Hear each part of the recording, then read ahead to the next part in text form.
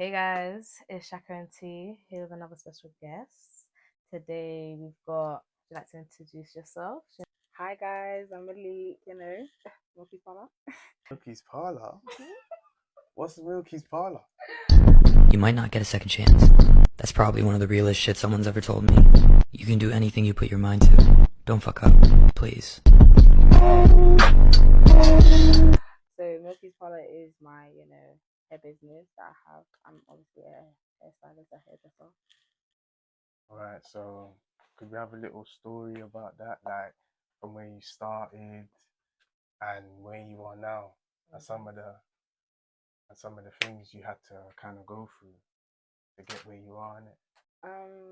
Alright. Well, obviously, Milkeysparlour, it started off as, hairstylist by Milky. Where I was a young, child just growing up in school, and I'd have to bring it back because obviously I was in school and it was just one of the moments where I had to decide like what I wanted to do because I had a little rough time in school. I went into hairdressing, and when I was in year 10, maybe year 11, but it was a thing where because it was a pro, basically. Long story short, it was a A bad child. And I want to know. You're disrupting the class. Yeah. Not too much, not too much. But yeah, it was one of those where I was like, oh, obviously, I was in a pro or whatever. So at the time I was in year 10, year 11, so I was going to college. Obviously, it was a thing where I was just doing hairdressing. It was like you have like little activities that you do. You get to see like different people, whatever. Like, cool. I did hairdressing, and I really like. I always liked it. My thing was like my mum, my auntie, and all of that. They always had their hair done. My both of my aunties was good hairdressers. They always did my hair. I never had to worry about nothing. No, like my hair was always done for school. I was one of them kids. Do you understand? First day back. So can I ask you something then? Do you think then it was a blessing in disguise? Because look where you are now, and if you kind of didn't go through what you went through at that time, it wouldn't have maybe led to the hairdressing. Because you was in secondary school, we don't do hairdressing in normal secondary school, so it's only them bad people basically that get the chance because they get kicked out and they go and they do all these trades and stuff. So do you think that's better than actually normal school? Because look where you are now, you with your own business and things, you see. Would I say it's better? I would feel like in both ways you have opportunities. When you're going through a normal mainstream school, at the end of the day, it's a thing where cool, you're still doing your education, whatever. You may do more than how a crew would do. A little, what do you call it? People referral unit. In that sense, mainstreams have 5 GCSEs. Crew, you only can pick from like 2 or 3. Do you get what I'm trying to say? But at the end of the day, when you're going to like work experience and things like that, you still have opportunities to branch yourself out of there. But then you feel like it's harder because you've got to kind of put yourself out there. Whereas if you was in mainstream school, they would have helped you more. Not necessarily, because people have the opportunity to be put out there. Yeah. It was like I knew when I was in mainstream school, we still had opportunities of like doing certain things or applying ourselves to certain things. Like when I was still in mainstream, I applied myself to be in the sports side. I used to love sports. That was my thing. Like still, I still like to run around and do a little thing. If someone like Shaq was gonna shout me and be like, "Oh, like we're doing football, come," I might kick the ball. You never know. Do you get what I'm trying to say? I was one of them girls. So at the end of the day, I always thought like we still had the opportunities to ask for certain things, certain help, and be put in certain things. Because in mainstream, when I was doing like dance and things like that, we had like, going to the theatre, things like that, talking to people. That was our opportunity. Yes, in Peru we had more. They gave us a more push, but it was still up to our choices to make if we want to do that. It was a choice. My choice. When I looked at it, when I was like doing hairdressing, I enjoyed it. I'm trying to do someone's hair, make them happy. Like that was my thing in it. Like I like to uplift people when it comes to that. Do you get what I'm trying to say? So I was in Peru and all of that, and I was in the college and all of that. It was like, yes, it was more. I had more help, but at the end of the day, it was my decision if I wanted to do that. I didn't have to. The way you're at now, so you're saying that you started, so like who did you start on? Like who was your first, like My first client had to be myself first, straight. Me, it was like I had to know that I could do it on myself. I know that I like the standards of how I do it on myself. I did like start on like when I was really young. Mm-hmm. It was literally just their shoulder and the little flats. I had to do it on one of those because like that was my aim. My aim was always to know how to game rope. One thing I needed to know how to game rope. so was it a YouTube thing or was it a family member? Let me tell you something. Growing up here in a Caribbean household, You know, watch everything and learn. even that, you're tight. You're tight. I was tender-headed, still tender-headed. And the thing is, at the end of the day, I didn't like how tight my head was. I didn't like when my aunties used to do my hair. I was bald with living eye water. Like I didn't like it. So it was a thing where I was just like, nah, I need to learn how to K-run. I need to know how to do this. I would cry if I didn't know how to K-run because I knew the pain that I was going through and I didn't like it. So I was just like, cool. Once I started learning, I was just like, oh, yeah, let me try to do a look of style on myself, whatever. I didn't even ask my aunties to come over and do my hair. I said, let me do it for myself. These times I'll get the little perm box, perm up my own hair because I was like, Mum, you're doing it wrong. I would start combing with my own hair and do styles. So one day I think came in with my single flat stand down long down to my bum, finished in the morning. You understand? Up all night. Tired. Up all night, tired. Had school 8:30. You understand? Came in with my braids. I was sitting there morning. We had something called P block. You get it? It was on one side, and it was just like huts kind of. Came in. Hair was like, I was like, oh, Malik, your hair look nice. I was like, I've done it myself. Yeah, but good. Feel good. I knew that like at the end of the day, regardless of anything, if anyone didn't like it or nothing, my hair was done for myself. You get what I'm trying to say? Like I knew I did that. So do you think it was something that you was talented at like naturally, or do you think you had to build it up? So could you say you was bad at the start? When I did my hair the first time, I felt like this was great. I felt like, yeah, I did my thing. Took my time out. It's to the extent I wanted. I used to ask my mom, what does it look good? Is the parting all right? Do you get what I'm trying to say? Like, I knew that in myself and how I looked, it looked the way I want it to look. When I was doing my hair and all of that, I was just like, nah, I'm walking into school, I'm walking in proud. If I didn't like my hair, let's be real. You know me. I'm not going to school like that. I'm not going to school like that. Time my mom did my hair, put doo-doo plaits in my head. I bought. I don't think you understand. I cried. What do you mean? What do you mean? Like I cried. I said, I'm not doing this. One thing about me is that my hair needs to be done. And even if my hair is just catched up in a certain type of way, it's going to look to a presentable way that I'm comfortable with it. So if anyone had to say anything about it, I don't business. Because I did my thing. Can your hair even catch? Did you get it? I always knew my hair had to be done because at the end of the day, my aunties and all of that knew. Like I had the shows I watched, regardless if they was telling me nothing. I watched. Like that was my thing. I feel like I'm a very creative person. Like I like to use my hands in a sense. Like I'm more physical than mental. Like practical. Yeah, that's the word, practical. So I can vouch for that. Yeah. Still, yeah. So where can people find you then, innit? Instagram, Milkeysparlour, TikTok, Milkeysparlour. I feel like my aim is to always make someone happy. And I don't want you to leave upset. You tell me what the problem is and we will sort it. You get what I'm trying to say? That's just how I am. Like, I keep it real with people. And if I don't like something, I'll tell you I don't like something. Or if I feel like it don't look good, I'm going to tell you it don't look good. That's just how I am. I hear it. So if you had a big dream, to do with your hair and your business, and it was like to serve a bigger purpose, where do you think you would go with it? So it's practically endless. Like you could think as big as you want, but it's got to kind of serve a purpose that's gonna change something in the world and make this place a better place. Or you haven't thought that deep yet? All right. So how about this? If you can't think of something to do with hair, think of maybe something that the things that I want to do. Do you mean? Yeah, something that will serve a bigger purpose, and why you think that you're here to kind of spread that awareness and help people in it. So it could be hair or not. Okay, one thing I know is that I do want to have like different hair business in different countries. That's one thing I 100% know. Like Milkeysparlour, I want everywhere.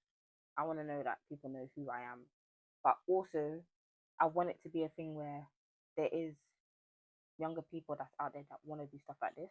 Don't feel like there's nothing in the world for you to do or whatever. Especially if people that there's out there that like it and want to do stuff like that. But I just want to add on to what you're saying. Okay. I'm thinking, how can I affect people and help people in a way? And I will reach a certain stage where I can feed my family, have employees and branch out and have where you're saying you want to have branches here and different and abroad and stuff. And then get to the point where it's running and you're comfortable. So you can start offering services for free. So you can go to people where they may not have the access to a nice hairdresser, might not have the money, and you go around with a team and you do people's hair and stuff like that. Just give back. You know the effect doing someone's hair can have. Like literally, someone can go from a bad day to, as long as their hair is done, they could be good for a month straight.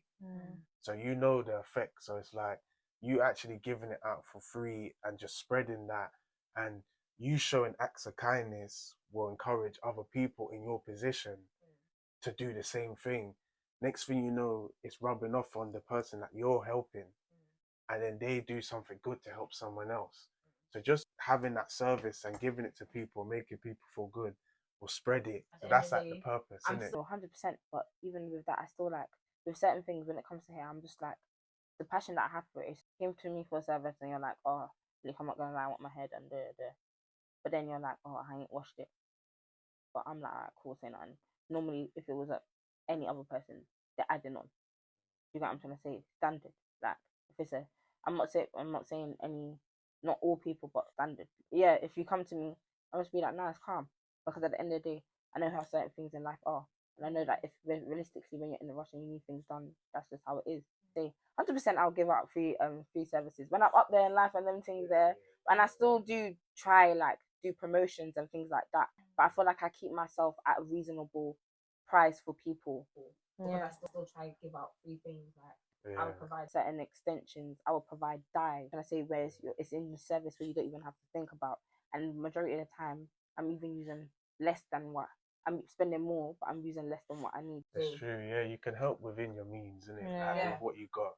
As you don't have to take it what I said in, like, you have to be up there just then help. You can actually help on your way. You just help with what you got. Yeah, literally. You got £10, you can give a man a £2. You know what I'm saying? Like, literally. Yeah. Down the line. Let's talk about it, guys. Like, it's late. I've had this on for how many days? Since Saturday. Today is now Thursday. No, Wednesday. Right. Let's talk about it. This is a new glue that I'm trying actually. Right, for myself, for my business. Get to know. Right. When you say you're gonna get into making products, And like, obviously, I've been in the business for a while, so I wanna. How many years? Or how many years have I started charging people? Yeah. How many years you think it's been official? I started charging people when I was 15. And how old are you now? 23. Do the math. Yeah. But yeah, so obviously I've been doing nearly a decade, literally. So yeah, I've been charging people from young, but it was just like over time I've fluctuated. Can people reach out to you for advice, like younger people? 100%. Please ask me anything, because at the end of the day, I always want to help. I don't like hold back with certain things or certain things that I'm using. When I talk to my clients, I'm telling you what to buy, because at the end of the day, I'm doing your hair, but you've got to understand it. Yeah. Simple as that.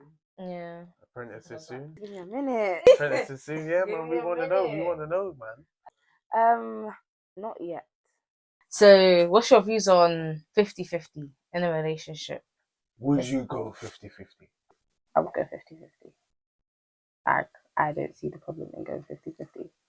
With everything. Now, let's say you're living together, rent. I feel like if you both make like roughly the same amount, why not? Because it will be easier, no?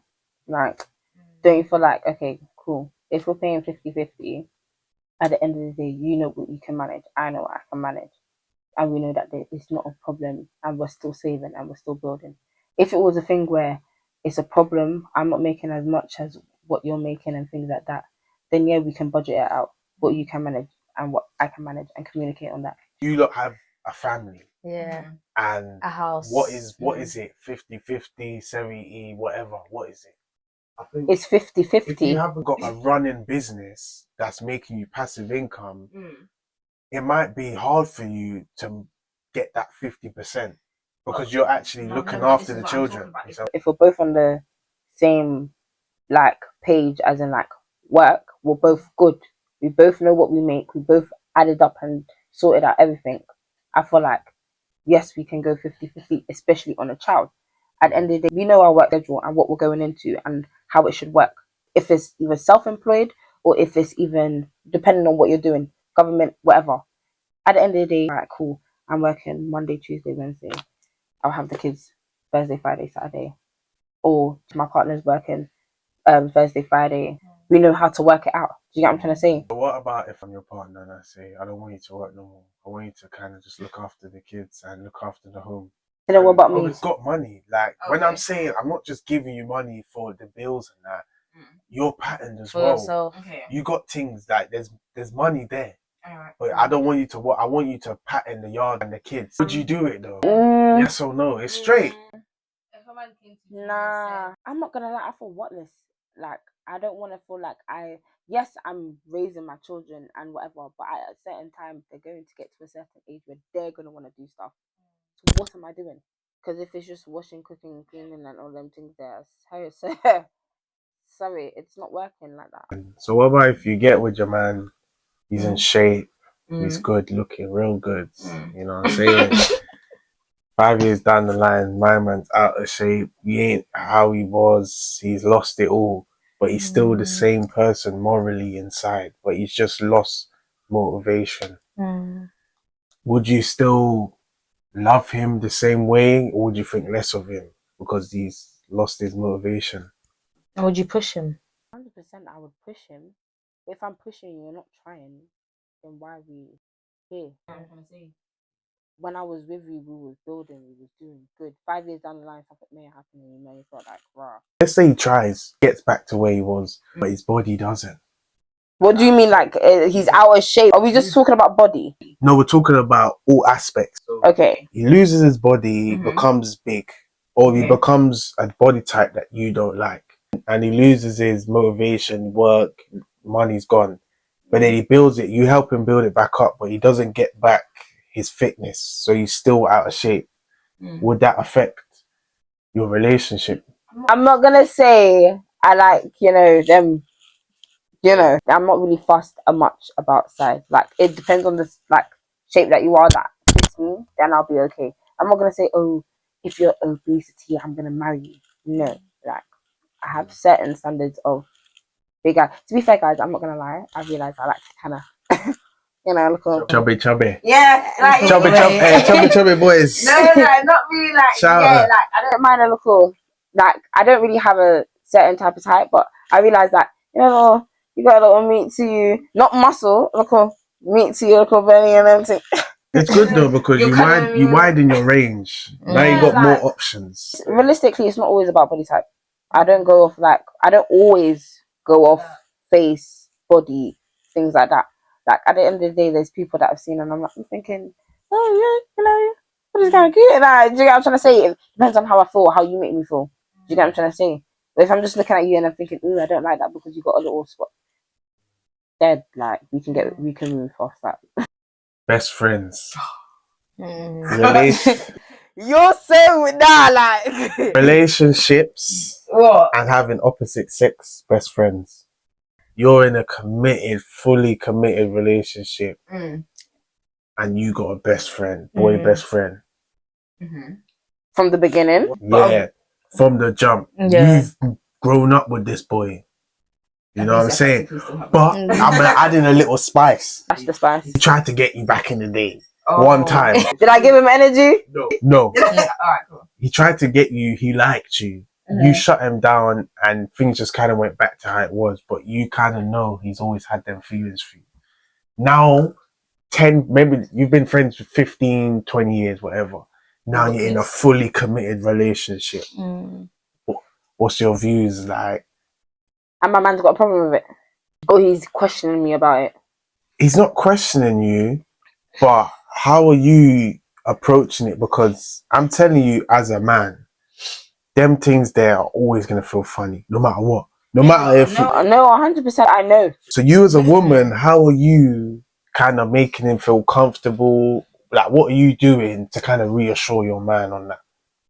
Me personally, I feel like if I've already told you that if we've never been together, it's never been that. He may still have feelings for me, but he's never done it again. So I wouldn't see it as like it's an issue. Obviously, certain guys, yes, they will take it as an issue because what the fuck, like, you get what I'm trying to say? How is that even happening? But me personally, I feel like at the end of the day, if we've carried on for so many years and I've met you halfway through the year and we've never had a problem, everyone knows that, he knows that, then why are we still holding on to feelings? Like, you're holding on to something it started how many years ago? And I've already told you from the jump it's shut down. Unless something has happened, then cool, I will let you know. But it's never happened, it never will. So why is it a problem? I assure you that nothing that's going on, because I would have you around him, show you the dynamic. If you feel like certain things are a problem, then let me know. If you feel like, okay, cool, he's at my house, maybe too often or whatever, I'll be like, all right, cool. I'm not gonna lie, I can understand that, whatever. I'll keep it at a distance. You compromise. Yeah, I'm gonna have to compromise. That's it then. Like, what the hell? I can't be mad about my man feeling some type of way. It's still a male figure. Male figures are still gonna have a sexual reaction to whether they feel that they have one. You know what I'm trying to say? Or if they wanna test waters with someone. Like, I'm gonna compromise. There's nothing wrong with that.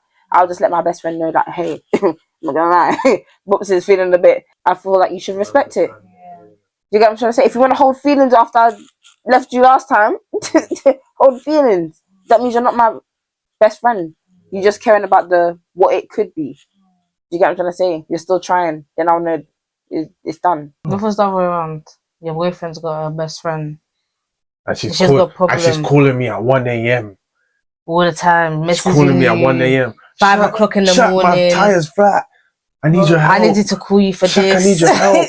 You can go on. I'm telling you, we've got to compromise. You've got to calm the fuck down. Like, I'll be real. If I feel some type of way about it and I feel in the emotion, I'll tell you. I may not feel like there's something going on, but I may feel like you're seeing her need more than mine. If that's the case, depending on the scenario. At the end of the day. So basically, what you're trying to say is you're okay with best friends. Yeah. I'm okay with the best friends, opposite, and all of that. At the end of the day, if they was there from the jump, then that's fine. If you're there from the off, we're questioning it. Like, if you just picked up this best friend and we've been together, how? It doesn't make sense. I mean, that doesn't make sense. But if it's a name that I brought up to you multiple times, you need to pick it up that this is, Family. Yeah, this is that family. She spoke about him numerous times of a conversation or whatever. Do you know what I'm trying to say? Like, those are the things that you should understand. If I hear my man say, oh yeah, no, I spoke to, Jessica the other day and and whatever, I'm going to be like, all right. Now, okay. But then, just as we're calling you at 3 a.m., what's just calling you at 3 a.m.? 3 and 4. Do you get what I'm trying to say? Maybe I may not question it then, but if it happens again, I might have to wonder what's going on. Like, that's just really it. You have the conversations to know. That's what you're meant to do. That's the whole point of a relationship. You love that. Anything you want to ask us? Nah. I feel like I just want to say thank you for having me, guys. I very much appreciate it. And all these spicy questions, you want to know my life so much. Hey, too many. We gotta come back. Yeah, we're gonna come back. We will be back. New wig, new me. But yeah, 100%. Thank you, guys. Honestly, I love it. For coming. Be out, man. Be out. Oh, peace. Bye.